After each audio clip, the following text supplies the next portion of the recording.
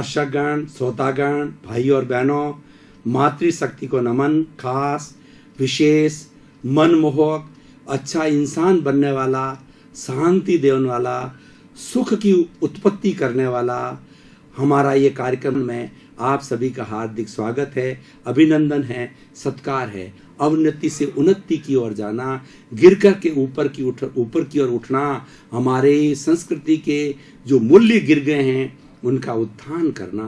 इस कार्यक्रम में हम प्रतिदिन नए नए विषयों के साथ में प्रवेश करते हैं। आज हम एक ऐसा विषय लेकर के आपके सामने हाजिर हो रहे हैं। अगर उस विषय की आप साधना करें तो आपको निश्चित ही प्रयास के बाद में मोक्ष की जो अल्टीमेट ब्लिस है उसकी प्राप्ति हो सकती है। आज का विषय है कुंडलिनी जागरण। कुंडलिनी जागरण को हमारी भारतीय संस्कृति में, हमारे भारतीय जो स्क्रिप्चर है, धार्मिक ग्रंथ है, उसके अंदर साधना का सर्वोच्च स्थान दिया गया है। तो आज हम सांगोपांग विवेचन करेंगे कि कुंडलिनी जागरण क्या है, कुंडली जागरण क्यों किया जाना चाहिए, कुंडली जागरण कैसे किया जाता है और कुंडलिनी जागरण से क्या लाभ है। कुंडलिनी जागरण किसे कहते हैं? कुंडलिनी जागरण का अर्थ होता है कि हमें ज्ञान की प्राप्ति होना। हमारे भीतर जो आत्मा के गुण हैं, अनंत ज्ञान, अनंत दर्शन, अनंत शक्ति और अनंत सुख, उसका हमें आभास होना, अपने अस्तित्व का आभास होना, उसको कुंडलिनी जागरण कहा जाता है। यानी जो ज्ञान की उच्चतम स्थिति है उस तक पहुंचना। ज्ञान, आत्मा क्या है?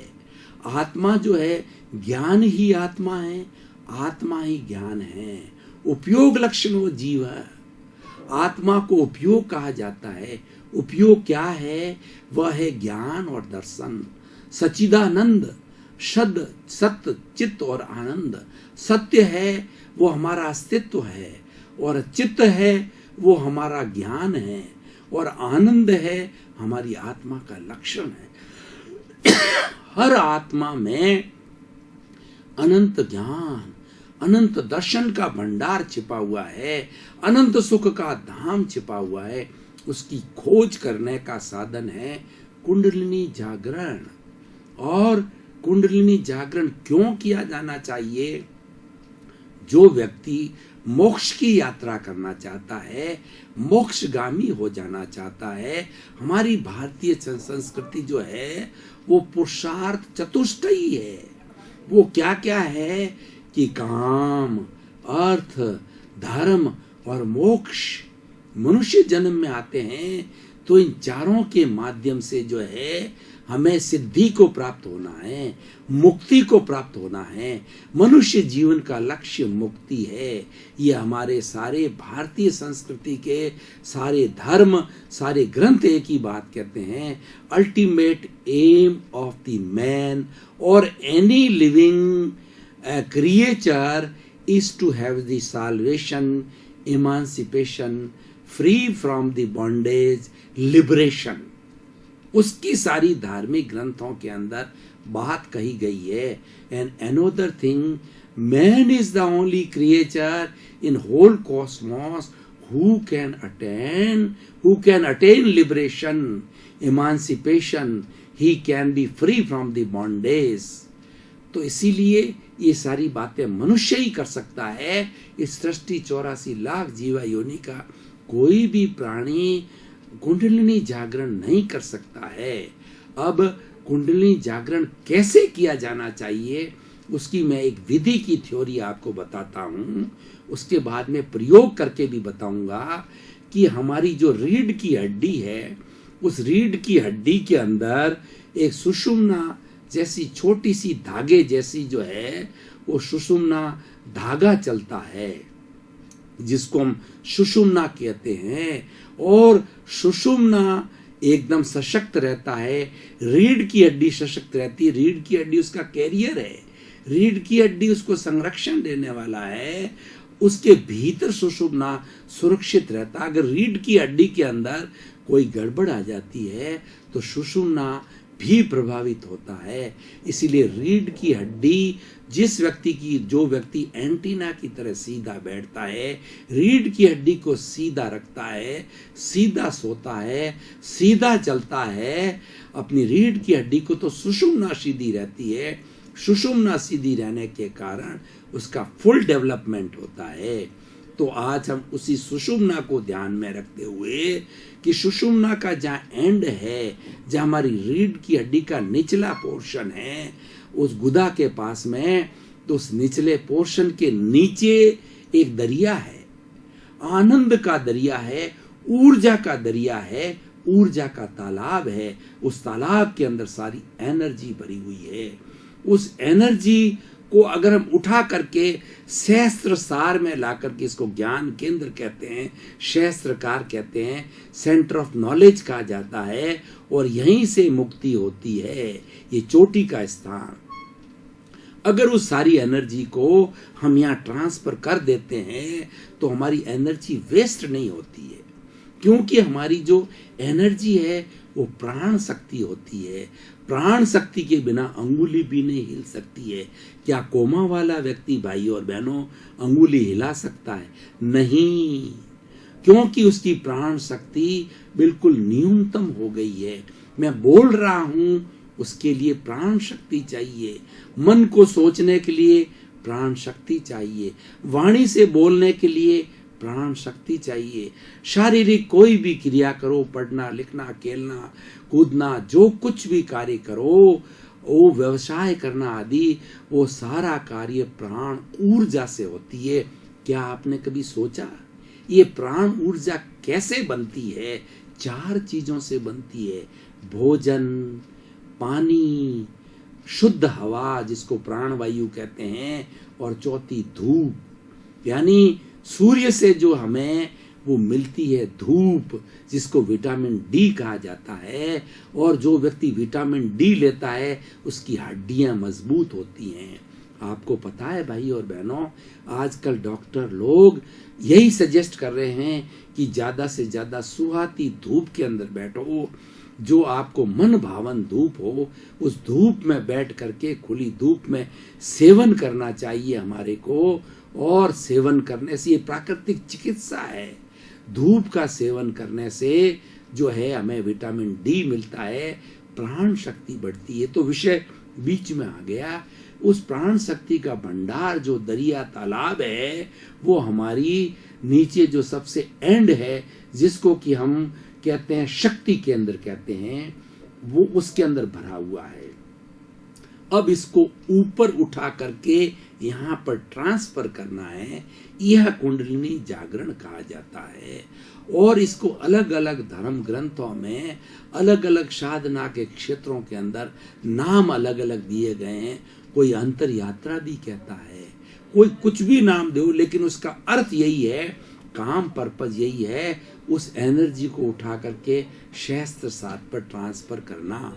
अब पहले मैं थ्योरी बताता हूं कि भाई और बहनों, दर्शकगण, श्रोतागण, आपने कभी ब्लड प्रेशर नापने का इंस्ट्रूमेंट देखा होगा, जिसके अंदर ब्लेडर लगा होता है। जब इसको वायु से दबाते हैं तो उस ब्लड प्रेशर का पारा ऊपर चढ़ता है, और ऊपर चढ़ करके वो 140, 50, 200 तक जाता है।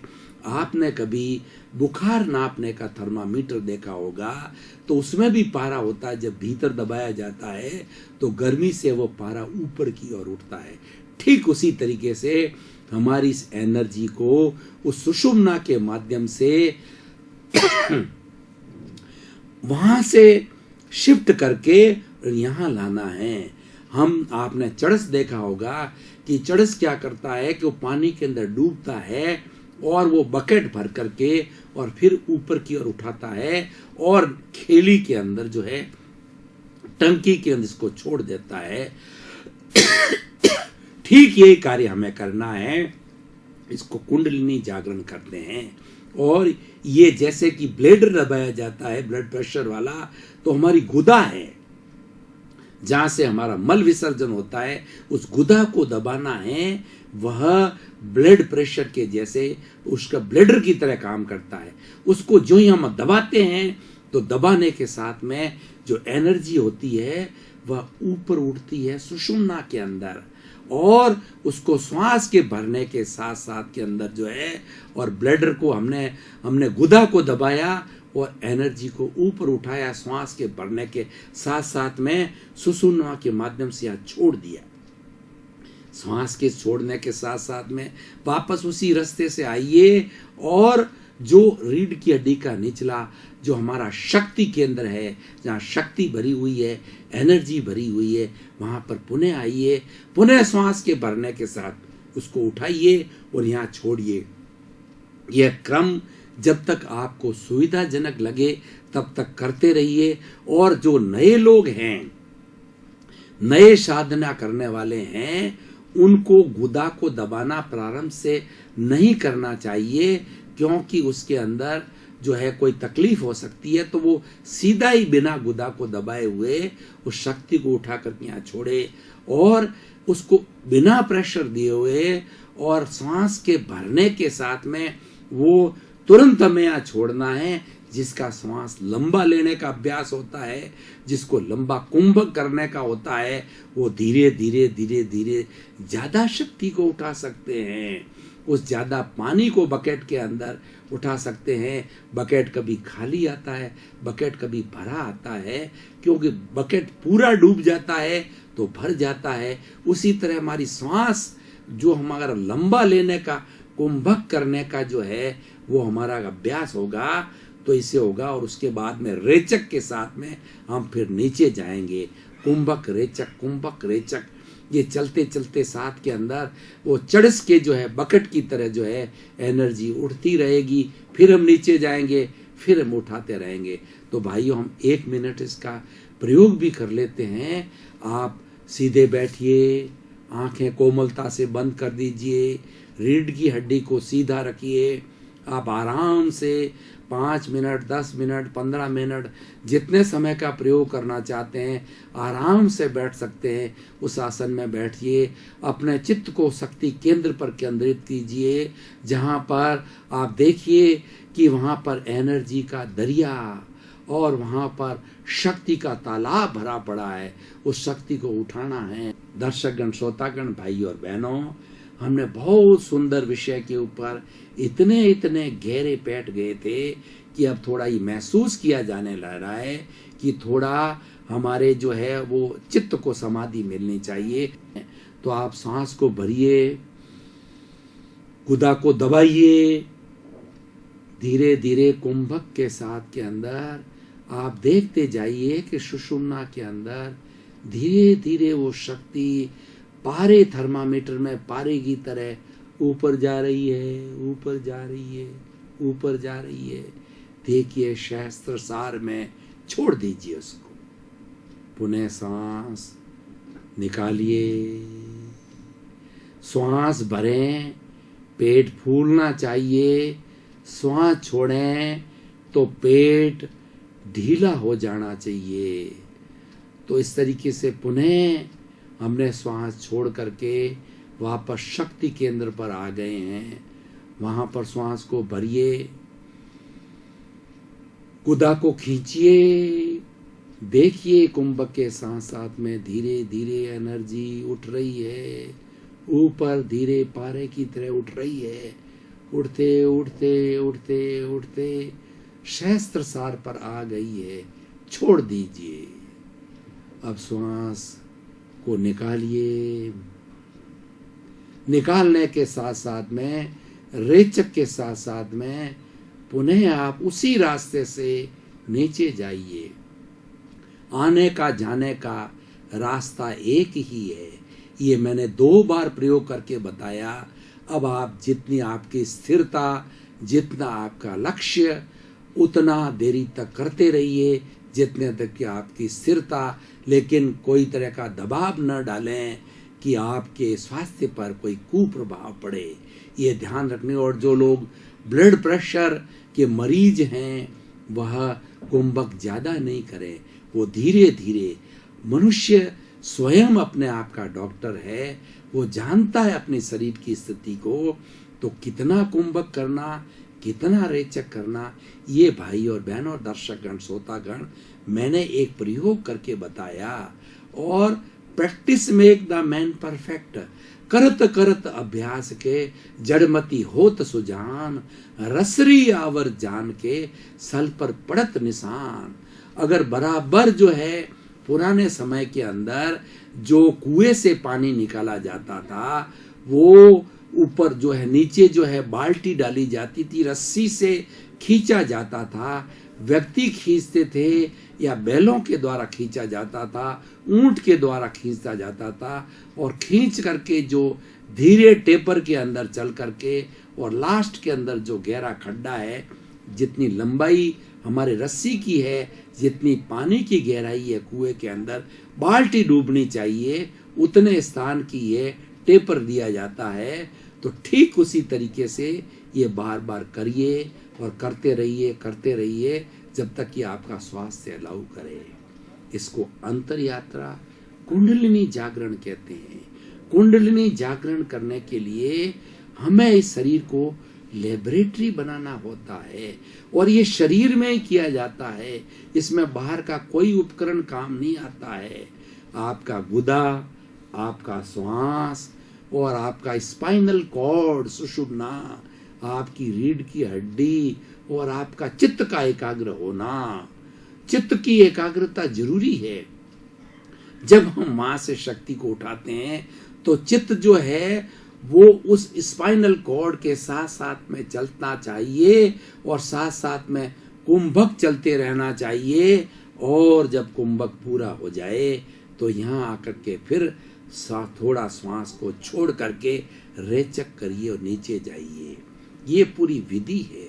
और हमारे जितने भी ऋषि मुनि हुए हैं, जिन्होंने मोक्ष की साधना की है, जिन्होंने रिद्धियां सिद्धियां प्राप्त की है, जिनके अंदर वचन बल होता है, वचन सिद्धि होती है, वो कोई शब्द किसी के लिए अच्छा या बुरा बोल देते हैं। दुर्वासा मुनि हुए हैं, वो इतने क्रोधी थे कि भगवान राम के पास भी एक बार रामायण में प्रसंग आता है कि दुर्वासा मुनि आ गए। दुर्वासा मुनि क्रोध होने लगे तो लक्ष्मण ने और चारों भाइयों ने, राम सहित, राम, भरत, लक्ष्मण, शत्रुघ्न चारों ही मौजूद थे, तब उन्होंने कहा दुर्वासा मुनि नाराज नहीं होने चाहिए, क्योंकि दुर्वासा मुनि इतने रिद्धि सिद्धियों के मालूम थे लेकिन क्रोधी बहुत थे। अगर किसी का शाप दे दिया, वो वचन सिद्धि थी उसकी, तो आदमी का अहित हुए बिना रुकता नहीं है, आदमी बर्बाद तक हो जाता, उनकी बात गलत नहीं जाती है। ये हालांकि इस रिद्धि सिद्धि का दुरुपयोग है, लेकिन वो क्रोधी थे। कई अच्छे लोग होते हैं, अच्छे ऋषि मुनि होते हैं, वो इस जिया से, रिद्धि सिद्धि से उसका दुरुपयोग नहीं करते हैं, किसी को आशीर्वाद देते हैं, उसके फलित से उसका काम सिद्ध हो जाता है, उनको वचन सिद्धि होती है। और ये वचन सिद्धि, सारी रिद्धियां सिद्धियां जो है, उसका सबसे बड़ा सशक्त माध्यम है वो कुंडलिनी जागरण है। भाइयों और बहनों, दर्शकगण, श्रोतागण, ये ऐसा विषय है कि व्यक्ति करने से शक्ति तो प्राप्त होती है, रिद्धियां सिद्धियां मिलती है, लेकिन सबसे बड़ी बात है कि आदमी का स्वास्थ्य अच्छा रहता है। आज जो हमारा, अब आज वर्तमान सिनेरियो की थोड़ी बात कर लेते हैं कि कुंडलिनी जागरण, मान लीजिए रिद्धि सिद्धि की प्राप्ति नहीं करनी या नहीं होती है, क्योंकि इतने समय, लंबे समय तक साधारण व्यक्ति नहीं कर सकता है, तो नॉर्मल व्यक्ति जो कर लेता है उससे उसको लाभ क्या होता है? उससे उसको लाभ ये होता है कि आज हमारी जितनी अशांति की बातें हैं, डिप्रेशन की बात है, और आज नींद का न आना, विचारों का तांता लगे रहना, कुंडलिनी जागरण करने से ये सारी चीजें समाप्त हो जाती है। और फिजिकल हेल्थ के अंदर इसका क्या कंट्रीब्यूशन है कि हमारी सब तरह की जितनी बीमारियां हैं, ब्लड प्रेशर, शुगर और आपके नाना प्रकार की जितनी बीमारियां हैं, एलर्जी वगैरह, इससे स्वतः ही ठीक हो जाती है। ये तो इसका एक साइड गुड इफेक्ट है, बैड इफेक्ट इसमें है ही नहीं है। बस इतना जरूर सावधानी रखनी है, अगर आपका शरीर अलाउ नहीं करे, श्वास आप जबरदस्ती ज्यादा खींच करके कुंभक ना करें और ज्यादा रेचक ना करें कि आपके ब्लड प्रेशर पर इफेक्ट पड़े, ये विशेष तौर से ध्यान रखने की है। और जो ब्लड प्रेशर के मरीज हैं उनको तो बहुत ज़्यादा ध्यान रखना है, बड़ी सावधानी से किसी प्रशिक्षक की देखरेख में इसको करना चाहिए। तो भाइयों और बहनों, दर्शकगण, श्रोतागण, एक सबसे बड़ा लाभ क्या होता है कि हमारा चिंतन पॉजिटिव होता है और ये कुंडलिनी जागरण से श्योर होता है। जो व्यक्ति अपना पॉजिटिव थिंकिंग चाहता है वो उसको अवश्य ही करनी चाहिए। मैं अपने स्टूडेंट्स को टीचर होने के नाते जब क्लास लेता हूं तो 3 बातें अवश्य दोहराता हूं। मेरे हर लेक्चर के अंदर 3 बात स्टूडेंट तक अवश्य जाती है। Think positive, do positive, be positive. कहने का मतलब सोच को विधायक रखें, थिंक पॉजिटिव, और डू पॉजिटिव, हमेशा विधायक कार्य करें, ध्वंसात्मक कार्य नहीं करें, निर्माण का कार्य करें, निस्वार्थ सेवा का कार्य करें, सेवा की भावना का कार्यक्रम करें। ये जीवन का लक्ष्य होना चाहिए। और बी पॉजिटिव, इसका मतलब ऐसा हम करेंगे तो हम एक विधायक भाव वाले इंसान बन जाएंगे, हम किसी का अहित नहीं करने वाले इंसान बनने जाएंगे। और ऐसा व्यक्ति का निर्माण हो जाता है तो ये सृष्टि वसुधैव कुटुंबकम बन जाएगी, एक स्वर्ग बन जाएगा और सभी को जीने का आनंद आएगा, सभी लोग अपनी लाइफ को धन्य कर जाएंगे। तो भाइयों और बहनों, दर्शकगण, श्रोतागण, इस कुंडलिनी जागरण के मैं आपको और भी लाभ बताना चाहता हूं कि आज विश्व कहाँ जा रहा है, आज समाज कहाँ जा रहा है, आज व्यक्ति कहाँ जा रहा है, उसकी बात थोड़ी करना चाह रहा हूँ। पहले व्यक्ति पे आ रहा हूँ कि व्यक्ति सेल्फ सेंटर्ड हो गया है। आप 20, 30, 40 साल पीछे जाइए इतिहास में, अब आप देखिए पहले क्या था। हमारी एक मैथमेटिक्स की थ्योरम है कि एक सेंटर से एक वृत्त खींचा जाता है। हमने बचपन में प्रकार से ये खींचा है, यानी सेंटर मुख्य होता है और सेंटर आज भी मुख्य है। हमारे सेंटर के अंदर नरेंद्र भाई मोदी प्रधानमंत्री के रूप में और कोविंद साहब हमारे राष्ट्रपति के रूप में विराजमान हैं। वो हमारा केंद्र है। केंद्र हमेशा आकर्षण का केंद्र होता है, इसीलिए आकर्षण का केंद्र वही केंद्र है। ये दर्शकगण, श्रोतागण, भाई और बहनों, कार्यक्रम सबके आनंद का विषय बन रहा है। सबको ऐसा महसूस हो रहा है कि इस विषय के अंदर जान है, इस विषय के अंदर सार्थकता है, और क्यों नहीं हो। जगत कल्याण, सर्वे भवन्तु सुखिनः, सर्वे भवन्तु निरामया। आप सभी का जीवन मंगलमय हो, आनंदमय हो, सुखमय हो, धर्ममय हो, आपको शीघ्र मोक्ष मिले, सभी कष्टों से आप निवृत्ति को प्राप्त करें। आपके प्रति मंगल भावना, शुभकामना।